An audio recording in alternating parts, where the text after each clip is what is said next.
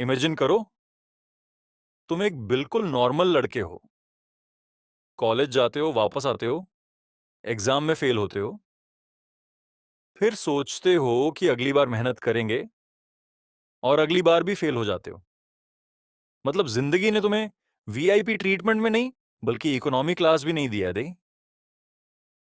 अब सोचो, एक दिन रास्ते में तुम्हें एक अजीब सी नोटबुक मिल जाए और उसमें लिखा हो, जिस व्यक्ति का नाम इस नोटबुक में लिखा जाएगा अगले 24 घंटे तक उसकी किस्मत नोटबुक के मालिक को ट्रांसफर हो जाएगी। सुनने में मजाक लग रहा है ना, है ना?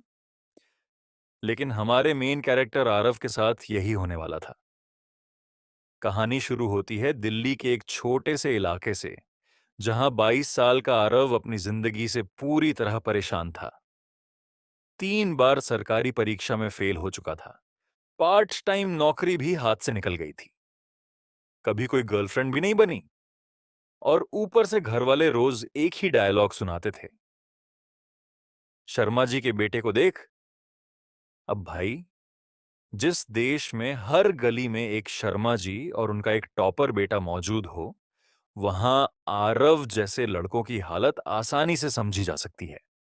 उस दिन भी उसका रिजल्ट आया था और जैसा कि परंपरा बन चुकी थी, वह एक बार फिर फेल हो गया। गुस्से और निराशा में वह सड़क पर चलते हुए घर लौट रहा था। तभी उसकी नजर सड़क किनारे पड़ी एक काली नोटबुक पर गई। उसके कवर पर चांदी जैसे चमकते अक्षरों में लिखा था, लखनोट। आरव हंसते हुए बोला, वाह, अब नोटबुक भी मोटिवेशनल स्पीकर बनने लगी हैं क्या? जिज्ञासा में उसने वह नोटबुक उठाई और अपने घर ले आया।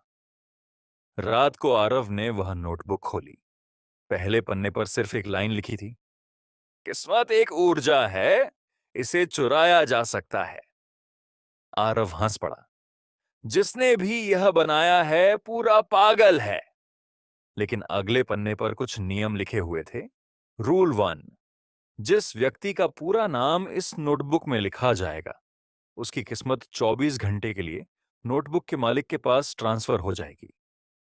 रूल 2, किस्मत ट्रांसफर होते ही उस व्यक्ति के जीवन में छोटी बड़ी दुर्भाग्यपूर्ण घटनाएं शुरू हो सकती हैं।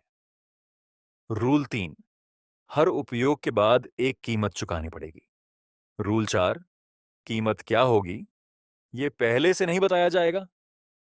आरव मुस्कुराते हुए बोला, वाह भाई, ये तो किसी नेटफ्लिक्स सीरीज के कॉन्ट्रैक्ट जैसा लग रहा है। उसने नोटबुक बंद करने ही वाला था कि अचानक उसके दिमाग में एक ख्याल आया, अगर ये मजाक भी है तो एक बार टेस्ट करने में क्या जाता है। उसने अपने कॉलेज के सबसे लकी लड़के का नाम लिख दिया, विवान मल्होत्रा।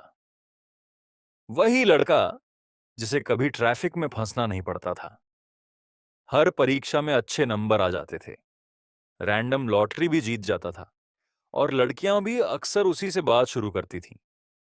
मतलब वह कोई एनपीसी नहीं था, पूरी कहानी का मेन कैरेक्टर था।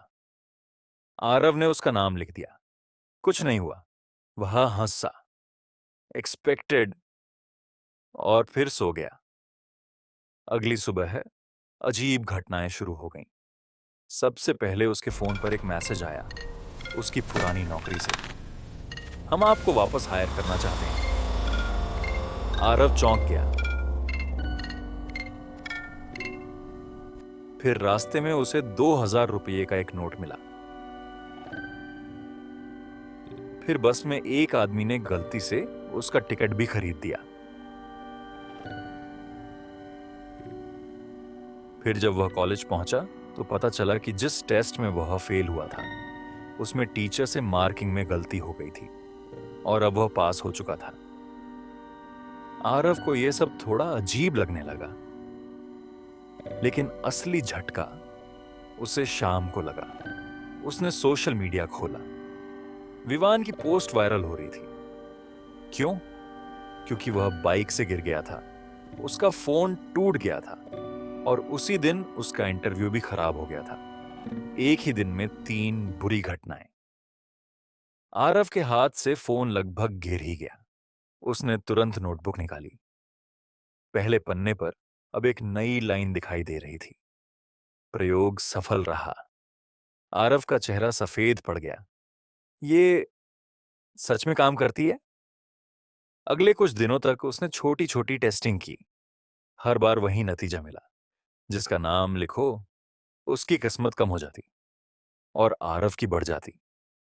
कुछ ही दिनों में उसकी जिंदगी बदलने लगी। उसे एक अच्छी नौकरी मिल गई। ऑनलाइन ट्रेडिंग में फायदा होने लगा। पुराने दोस्त वापस आने लगे। सब कुछ परफेक्ट लग रहा था। लेकिन एक रात उसने नोटबुक खोली और पहली बार रूल 3 सक्रिय हुआ। एक नया संदेश दिखाई दिया। कीमत वसूल की जा चुकी है। आरव घबरा गया। कौन सी कीमत? अचानक उसका फोन बजा। दूसरी तरफ उसकी मां रो रही थी। बेटा, तुम्हारे मामा जी का एक्सीडेंट हो गया है। आरव सन्न रह गया। उसी समय नोटबुक के अगले पन्ने पर एक नई लाइन उभरी। हर भाग्य के बदले कोई दुर्भाग्य जन्म लेता है। उसकी रीढ़ में सिहरन दौड़ गई। उसे पहली बार एहसास हुआ ये कोई जादुई तोहफा नहीं था।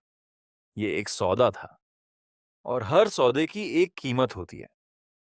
लेकिन अब बहुत देर हो चुकी थी, क्योंकि उसी रात नोटबुक के आखिरी पन्ने पर पहली बार एक नाम अपने आप लिखा हुआ दिखाई दिया।